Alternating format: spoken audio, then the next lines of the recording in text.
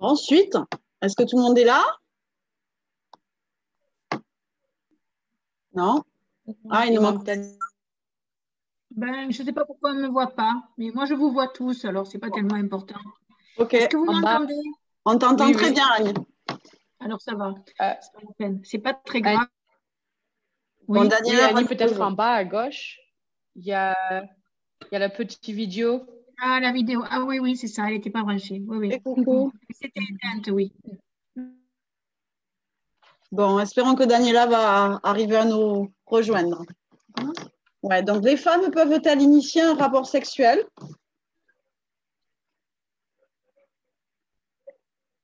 Bien sûr que oui. Mais je peux voir que dans certains cercles, quand tu vas poser ces questions, peut-être que oui, il y aura d'autres remarques ou que un peu peut-être hésitant. Ou... Ouais, je trouve qu'elle est très facile pour vous, celle-là. Hein. Ouais. Non? Ouais, voilà. En fait, elles sont très faciles pour vous toutes, mais ça va peut-être. La sexualité des femmes reste-t-elle soumise à un contrôle social plus fort que la sexualité des hommes?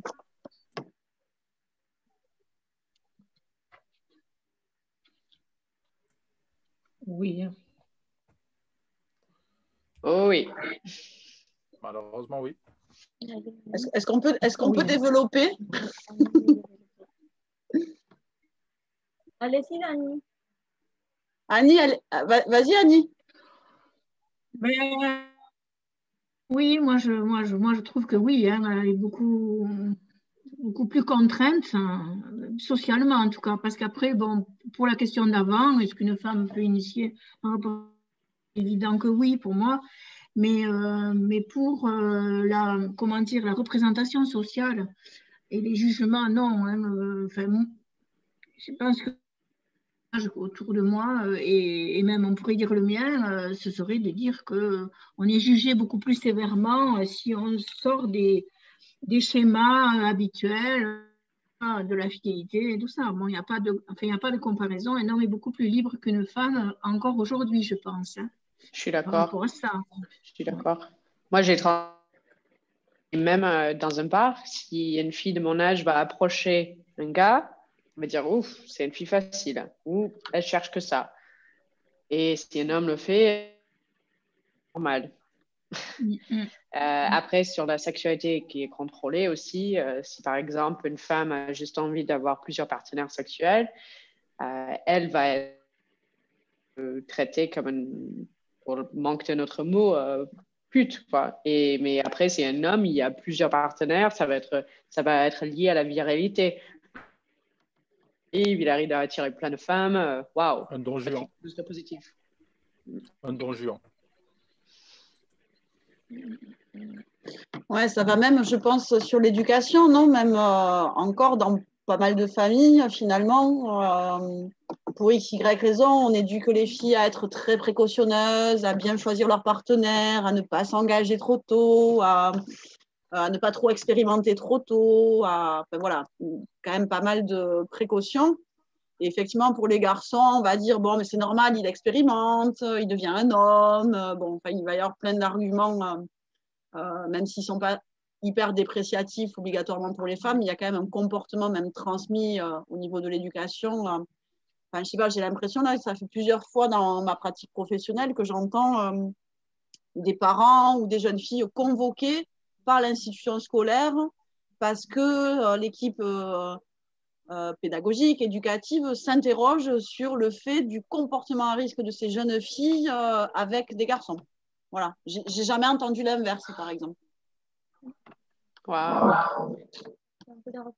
Qui dit qu'il y a à l'inverse, il y a une forte pression sur les hommes de devoir conquérir, ce qui est vrai aussi.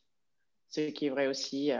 Pour autant de filles timides il y a autant de qui n'ont pas forcément cette démarche. Juste que comme il y a autant de garçons qui sont très amenants, il y a autant de femmes qui sont pareilles aussi. Donc, c'est une pression aussi sur les garçons. Mais j'allais dire que c'est historiquement fait qu'une femme soit vierge à son mariage, qu'elle a plus de valeur. Donc, si une fille a déjà expérimenté ou expérimenté beaucoup, on a toujours cette valeur sociale, qui est portée sur elle aussi, liée à la sexualité. Je pense que ça se retrouve ses racines dans ça historiquement. Daniela, on te remontre la question quand même, parce que vu que tu y es arrivée.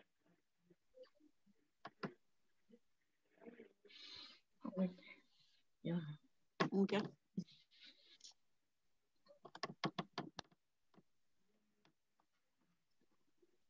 Est-ce que, Daniela, tu veux intervenir également? Non, alors je suis d'accord avec Simone, ce que Simone a dit. Je n'ai rien ajouté. Très bien. On poursuit. Qu'est-ce qu'on a fait en sexualité? Qu'est-ce qu'on n'a pas fait? On a fait. Ouais. Non, dans les petits trucs. Normes et transgressions, tiens. Non? Non, je sais pas. Ouais.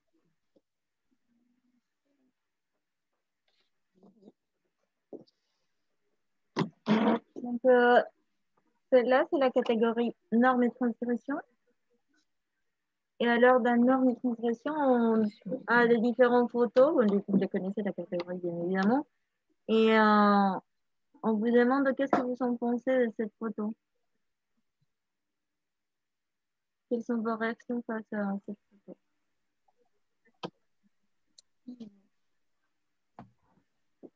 Oui, Daniel. Un vrai homme ne pleure pas.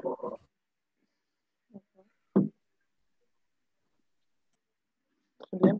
Merci, Daniel. Mais encore. Annie, peut-être? Non, ça m'a pas inspiré parce que on ne sait pas s'il se frotte les yeux ou s'il peut. Bon, est-ce que je réponds ça par mes propres formatages? Je ne sais pas. Voilà, mais non, ça ne m'inspire pas grand-chose, en fait. Bon, si c'était un homme qui pleure, hein, parce qu'en fait, c'est. On voit l'alarme. On voit l'alarme, mais c'est vrai que c'est très publicitaire un petit peu, hein, c'est très scénarisé. Voilà. D'accord. Ah, d'accord. Donc, un homme qui Un homme pleure, qui pleure, qu'est-ce que bon, ça c'est vrai t'évoque, que- Annie?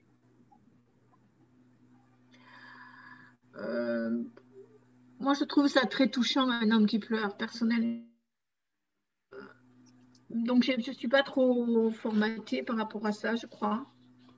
Au contraire, je trouve qu'ils devraient pleurer plus souvent quand ils en ont besoin ou envie. C'est dommage, je trouve dommage qu'ils ne le fassent pas.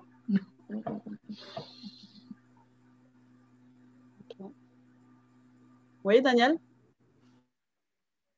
Prend clairement dans notre enfance et plus tard à ne surtout pas le faire en public.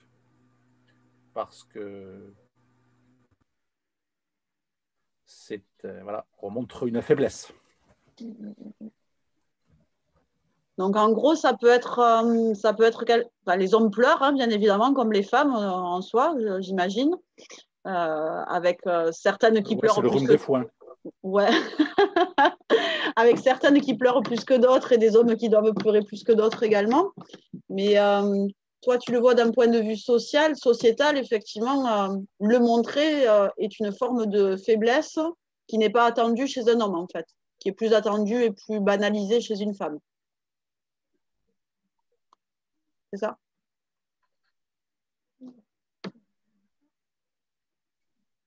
Ok. Allez, on continue. Qu'est-ce qu'on fait? Le savais-tu? À qui? Aïcha? Ouais. Allez, vas-y.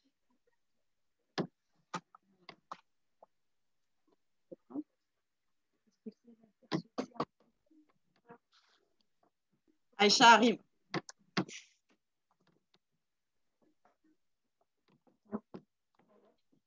Alors, le sais-tu, qu'est-ce que c'est l'intersexualité?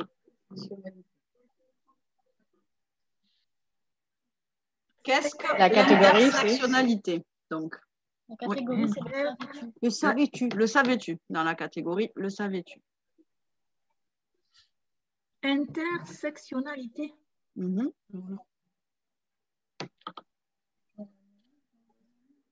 Daniela, tu voulais répondre? Oui, Daniela, on t'écoute.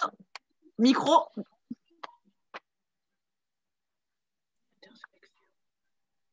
Oui, Daniela, vas-y. Mais il faut que tu décoches ton micro. Ouais, cool. Ok. Ok, alors, sexualité, c'est un nom, je pense, qui est né en sociologie et il indique la possibilité de, c'est difficile à penser pour moi, et la possibilité qu'on, par exemple, on parle de violence, par exemple, faite aux femmes, de ne pas se référer seulement aux femmes comme genre, mais aux femmes comme Daniel, aide-moi, non so, les femmes, les transgender. Grazie Daniel, aide-moi. Les autres catégories sociales, Grazie. Les autres rapports sociaux. De voir quelqu'un par tous les aspects de leur vie. Qu'on va voir, de ne pas voir juste une femme, mais une femme noire, musulmane, qui aussi prend tous ces facteurs de sa vie en tête. En lieu juste de la voir comme femme, ou juste de la voir comme musulmane, ou juste de la voir comme lesbienne. Annie, est-ce que tu as été éclairée un petit peu ou pas? Moi, je ne connaissais pas du tout ce mot. La définition qu'on me donne, ça veut dire un peu qu'on regarde la globalité, quoi, dans quelqu'un dans sa globalité. Mais intersectionnalité, c'est la première fois que j'entends ce mot-là. Voilà. J'ai tout à apprendre. En fait, apparemment, en français, on utilise aussi le mot ou le terme imbrication des discriminations, imbrication des rapports sociaux. Donc, il y a des rapports sociaux de genre, des rapports sociaux de classe, des rapports sociaux d'orientation sexuelle. Et c'est ça qui, voilà. C'est-à-dire, Annie, si on devait le dire très simplement, finalement, quand on parle de, par exemple, domination sexuée, on va dire femme-homme, mais également, il peut y avoir le fait que je suis une femme, mais j'appartiens à une catégorie sociale précarisée, par exemple. En plus de ça, peut-être je suis en situation de handicap. Je suis je sais pas comment dire, racialisée. Je déteste ce mot. Hein. Racisée, voilà. Mais même celui-là, je le déteste aussi. Racisée. Enfin voilà, tu vois, c'est tout plein de paramètres supplémentaires qui te définissent dans des systèmes d'oppression. Voilà, et qui s'additionnent. D'oppression, oui. De discrimination, voilà. Ouais, c'était un concept sociologique qui est né aux États-Unis par les féministes noirs dans les années 70. Voir un concept pour décrire leur situation parce qu'il y avait un cas en justice où il y avait des femmes noires qui poursuivaient un cas parce que les hommes noirs.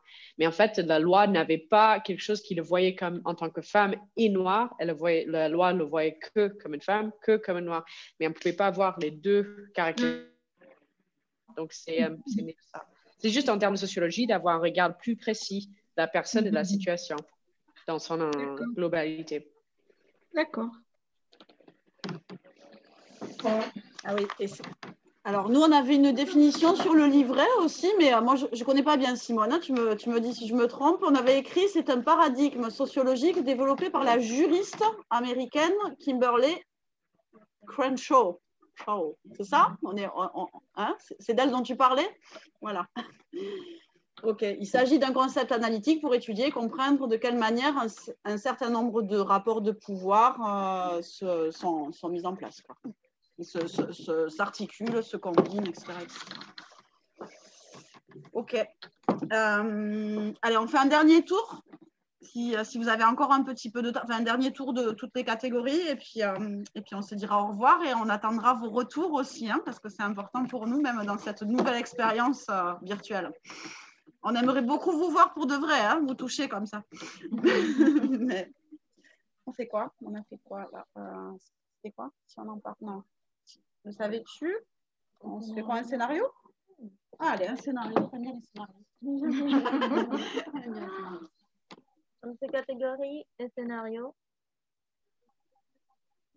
Et alors, je vais vous la lire et vous allez nous dire qu'est-ce que vous en pensez.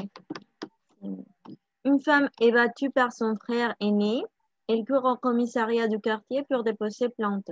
L'officier de garde lui dit: et qu'est-ce que tu as fait pour susciter la colère de ton frère? Voilà.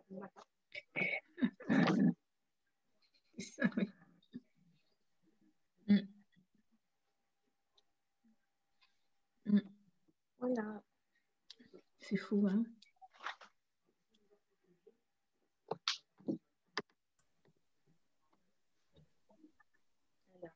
Malheureusement, souvent le cas. Et ça s'explique par quoi? C'est remarquable. Comme si quelque part la violence. Ça, je disais que souvent quand une femme va se porter plainte ou qui va appeler la police dans une situation de violence familiale, on va souvent rapporter la culpabilité sur la femme, comme si quelque part cette violence pouvait être excusée ou méritée quelque part. Ben oui, c'est ça, c'est de sa faute. C'est de la faute de la femme. Elle a forcément fait quelque chose, quoi. Mais même que l'idée que cette violence peut être oui, que c'est pas une horreur, que c'est pas inadmissible, que quelque part, ah oui, franchement, elle exagère en fait.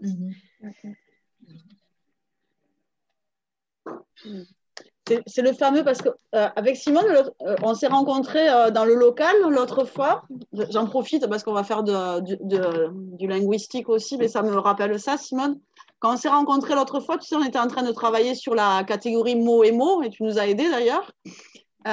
Et tu te rappelles, ça me fait penser à ce que tu es en train de développer comme idée, le fameux, en gros, elle a été battue ou elle s'est faite battue, en fait, ou elle a été violée ou elle s'est fait violer. Voilà, cette sémantique, ben finalement, dans l'idée que tu retransmets, ça me fait penser à ça, en fait. Ouais. C'est pas elle a été battue, finalement, elle s'est faite. Donc, il y a une implication de la personne dedans. Ouais. Et tu peux me le redire en anglais, parce que c'est vrai que j'ai eu du mal si à le comprendre en pour français. Ça. Ouais. She was raped.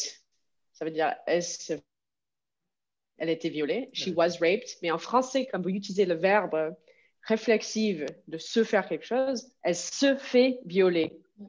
Le nom principal, en fait, on ne va pas dire l'homme l'a violée. On va dire elle s'est fait violer. Donc, ça remet la culpabilité quelque part sur elle. Ou que, par exemple, statistique, c'est similaire, qu'on va dire les femmes gagnent tant moins que les hommes dans ce secteur. En lieu de regarder de l'autre côté, c'est exactement le même chiffre, on va regarder de l'autre côté, les hommes plus que les femmes. En fait, c'est eux qui profitent, qui ont un certain privilège. C'est pas que les femmes gagnent moins parce qu'elles font moins le boulot ou moins bien de son travail, juste parce qu'il y a un privilège qui est là, qui n'est pas régularisé.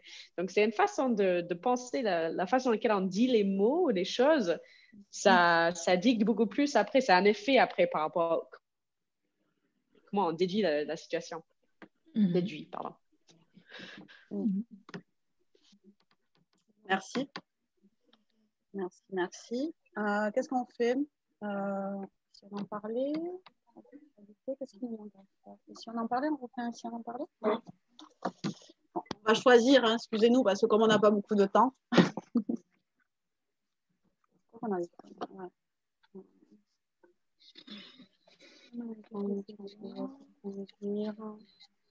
déjà fait.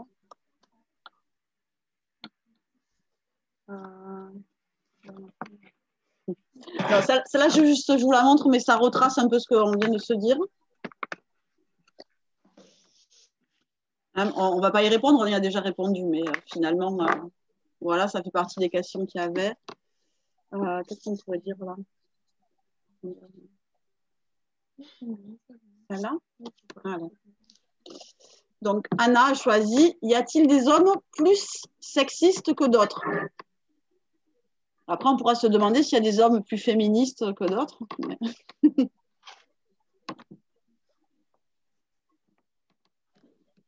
Très Ça aurait bonne été question. mieux, oui. Ça aurait été mieux, oui, plus féministe. Mais plus sexiste, c'est intéressant. Hein.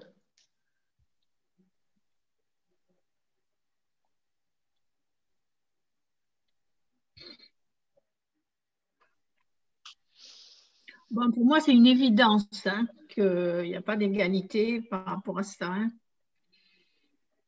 C'est une évidence. Vous m'entendez? Ah bon. Oui, oui, oui, oui. C'est une évidence qu'il y a une hiérarchie dans le sexisme, c'est ça que tu veux dire? Il y a également misogyne ou sexiste. Bon, non, il n'y a pas d'égalité chez les hommes. Il y a des hommes qui sont beaucoup plus féministes que d'autres. Hein. Oui, ça me paraît évident. Là, dans nos sociétés, en tout cas. Alors après, je ne sais pas, moi, je ne connais pas tous les pays, mais chez nous, il y a même des hommes qui se battent, qui sont féministes et qui se battent contre les discriminations quand même. Oui, moi j'ai un ami homme qui est plus féministe que moi, plus radical, plus poussé, par exemple. Daniel, qu'en penses-tu? Que dire je l'espère. Ça veut dire que justement, en y réfléchissant, en essayant d'y réfléchir, d'être sensibilisé à ça et de son comportement, on le change vraiment. Donc j'espère qu'on peut être moins sexiste que d'autres. Voilà. Pas si je peux en dire plus. Alors, juste pour le plaisir, un mot avec une expression. Derrière chaque grand homme se cache une femme.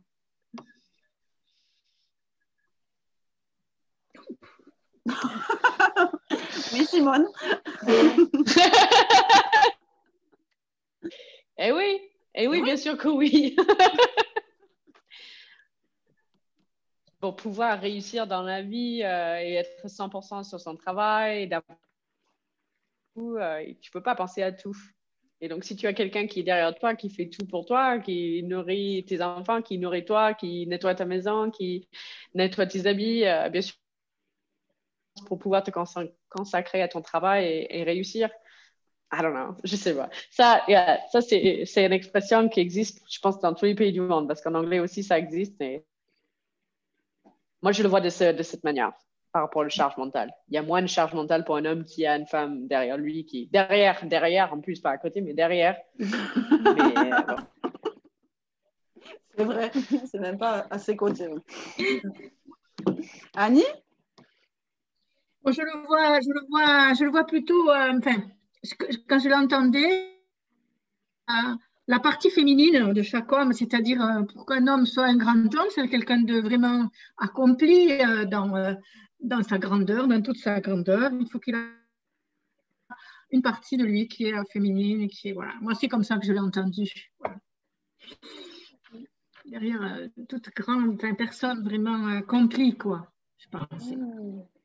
D'accord. Daniela, vous avez une expression similaire en Italie? Ouais. Mais oui, on dit, c'est la même chose, perché la traduzione, ogni grande uomo c'è una donna, c'est la même chose qui a dit Simone, c'est la même chose. Et la plupart des fois, la femme qui est derrière l'homme, on ne connaît pas cette femme. On dit toujours, par exemple, je fais l'exemple, dans la politique, il y a Trump et Melania, non? On connaît Melania parce qu'elle est mariée avec Trump. On ne connaît rien de Melania. On la voit, mais moi, je ne l'ai jamais entendu parler. Je ne l'ai jamais entendu parler.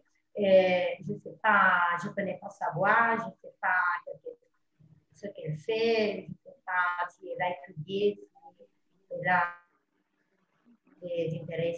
On ne connaît rien. On voit toujours la femme qui est là à côté de l'homme. Et je pense qu'on ne connaît pas la non? Elle est là. Mais même en Italie, c'est la même chose. Non? Les hommes de pouvoir, ils ont toujours une femme. Mais on ne connaît pas cette femme. Daniel, en Allemagne, est-ce qu'il y a une expression identique que tu saches? J'avoue. En Suisse, ou en Suisse, hein, oui, je pense. Je pense. Ou en je Bretagne. Je ne pourrais pas la dire là complètement, mais en breton. Je ne sais pas le dire en breton. Non, oui, il y a la même idée. Il y a la même idée. Après, moi, je trouve intéressant, si on change de perspective et qu'on dit deux femmes, il y a un homme, je trouve intéressant parce que ça donne l'idée qu'il faut pousser, qu'il va falloir pas hésiter à pousser les hommes pour prendre la place. Quoi. Voilà. Exactement. I like that. Ouais. Allez,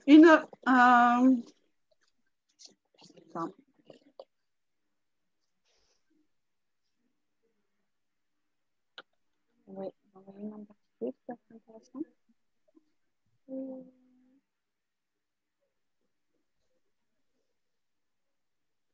Daniel, vous êtes en Suisse?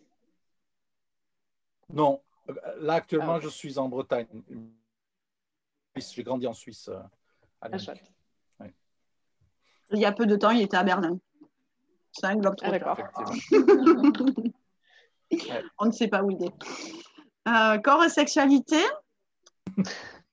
Quel message les sociétés algériennes, allemandes, françaises et italiennes sembleraient ou semblent-elles transmettre sur la ou les sexualités? J'ai reformulé en fait.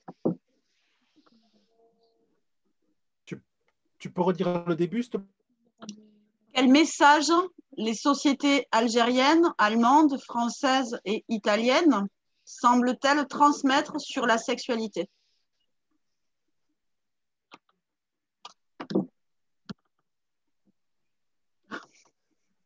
Daniela, c'est des gros yeux.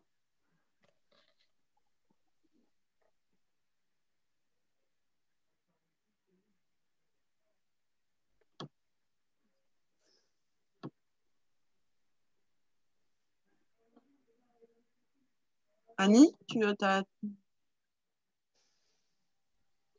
J'ai pas trop de, donc j'ai pas trop d'éléments de réponse. J'ai pas trop. Elle est difficile à entendre ou à répondre, cette question peut-être?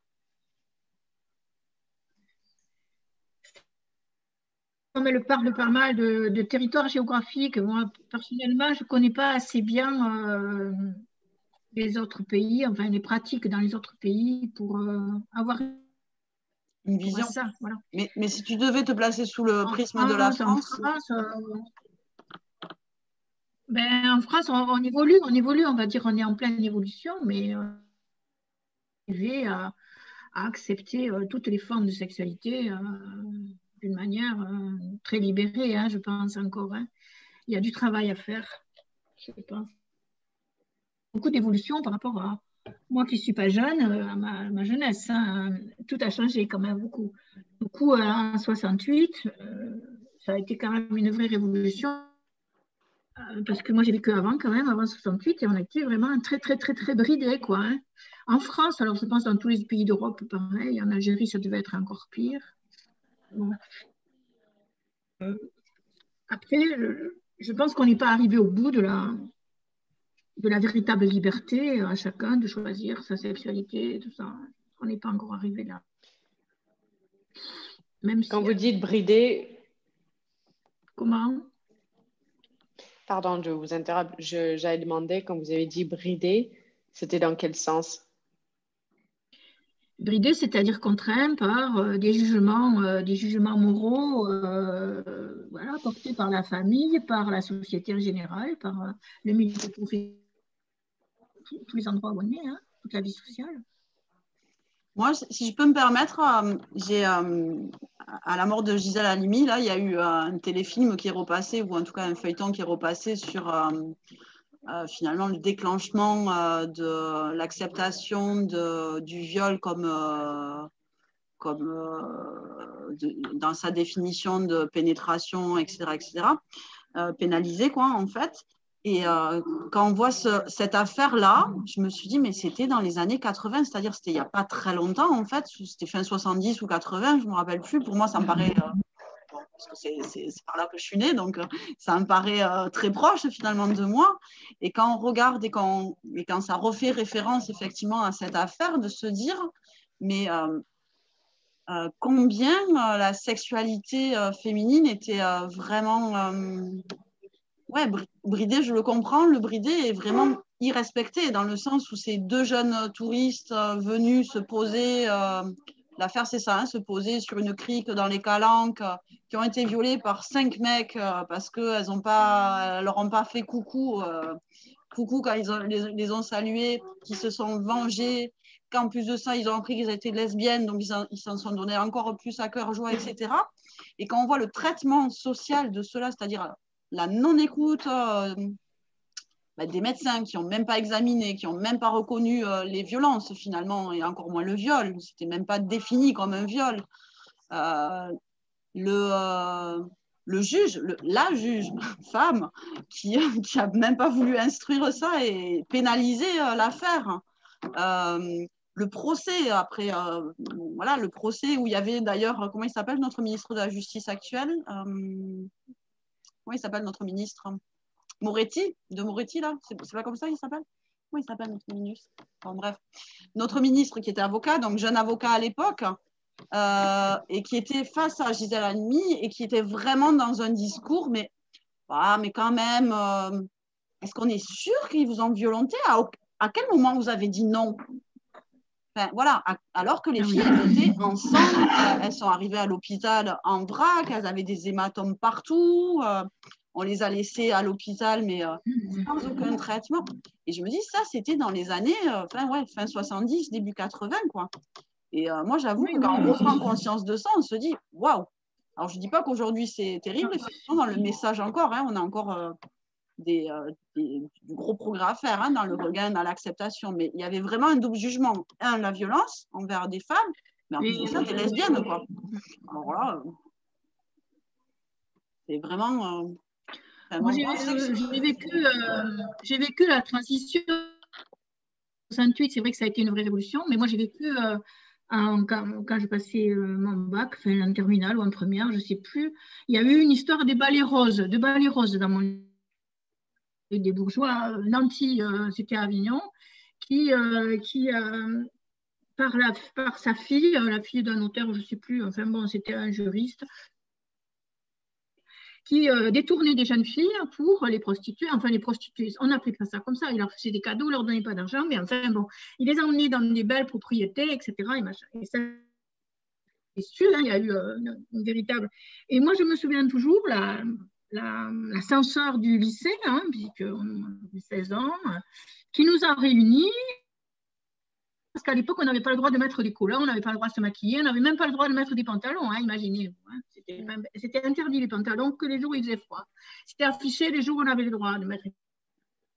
C'était vraiment 3 jours par an quand il faisait très froid. Donc on était élevés vraiment dans une espèce, même pas de la rigueur, c'était vraiment complètement coincé dans tout ça. Et on nous a dit, mais vous ne voyez pas, elle portait des collants et elle se mettait du rouge à lèvres. C'est pour ça que c'est arrivé. Moi, je me souviens, le censeur qui était une femme, quand même, une femme. C'était pas, on était qu'entre femmes, c'était vraiment exclusivement féminin. Et c'était une impression horrible qu'on avait quand même. Parce qu'on se disait, mais c'est nous de notre faute, quoi. C'est de notre faute. Ces bourgeois friqués, ils détournent des filles de leurs études et de leur vie, quoi. C'était... Ben non, c'était encore... Ça, je m'en souviens très bien. J'étais extrêmement choquée à l'époque. Hein. Il ne s'agissait pas de viol, mais il s'agissait de choses très graves. Très, très graves. Oui. Bien sûr, ouais. C'était des hommes qui abusaient de filles. Hein. Elles avaient fait une leçon de morale, je m'en souviens. Vraiment, à pas piquer les verres, hein. Je vous l'assure. Hein. Toute ma vie de ça. Et le 68, donc tout s'est libéralisé, ça a été quand même beaucoup plus agréable, mais parce qu'avant, on n'avait pas le droit d'avoir fait des garçons. Moi, j'étais étudiante, on était quand même majeur qu'à 21 ans à l'époque. On avait une chambre universitaire, on n'avait pas le droit de recevoir de garçons dans notre chambre, bien sûr, et on avait le droit de les recevoir dans la cafétéria, et encore, il fallait être rentré, sinon prévenir tes parents, etc. Moi, j'ai passé une nuit, j'ai dormi une nuit dehors, moi. Parce qu'on pouvait rentrer à 6 h du matin. Alors, entre minuit, mon père était très, très, très sévère. Donc, à 6 h du matin, on est resté avec des copines dans un hall d'escalier. Dans un immeuble. On avait froid et tout ça. Dans une... On est resté là en attendant 6 h parce qu'on ne voulait pas que nos pères, qui étaient extrêmement durs, sachent qu'on n'était pas rentrés, alors qu'on n'habitait plus chez nous. On était en cité universitaire. Donc, des choses comme ça, effectivement, je suis là, je suis de votre génération quand même. Enfin, bon, c'est des choses qu'on a vécues. Hein, donc, on a vu l'explosion sociale. Et tant mieux, hein, tant mieux, c'est magnifique. Mais voilà. Ouais. J'ai juste envie de te couper. Simone, ouais, vas-y, pardon. Vas-y, Simone. J'allais dire qu'en 68, est-ce qu'il n'y avait pas beaucoup de parents ou de personnes plus âgées dans ce moment-là qui disaient que les femmes... Est-ce qu'il y avait aussi cet autre esprit qui était présent en 68? Je pense que les parents, ils avaient surtout très, très peur parce que la contraception était vraiment... c'était pas encore pratiqué en réalité. Et les parents, ils avaient surtout très peur qu'on ait un enfant en étant célibataire. Je pense que c'était ça leur grande hantise. Voilà. Faire l'amour, que tu étais là derrière. Bon, je ne parle pas d'avortement, ça n'existait pas, c'était bien plus tard.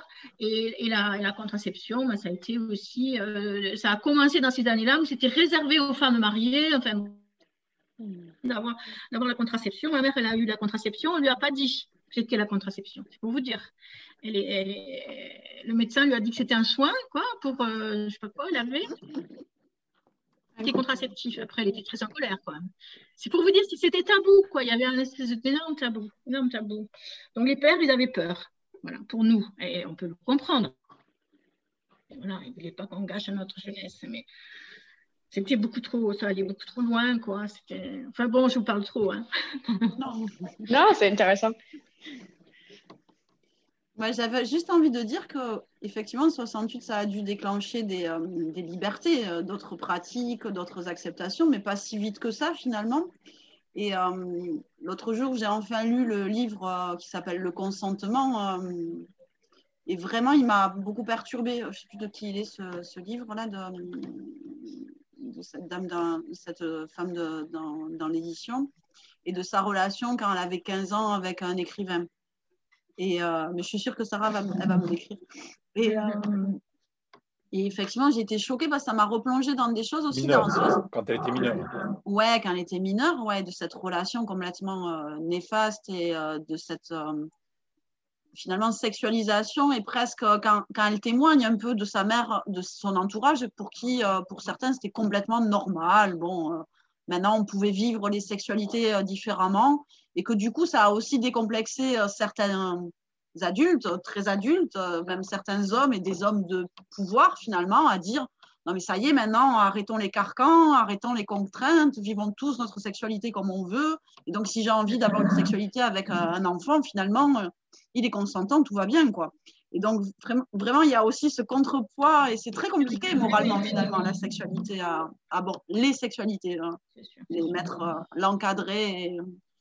Je sais pas, ça m'évoque ça, en tout cas, ce que tu dis.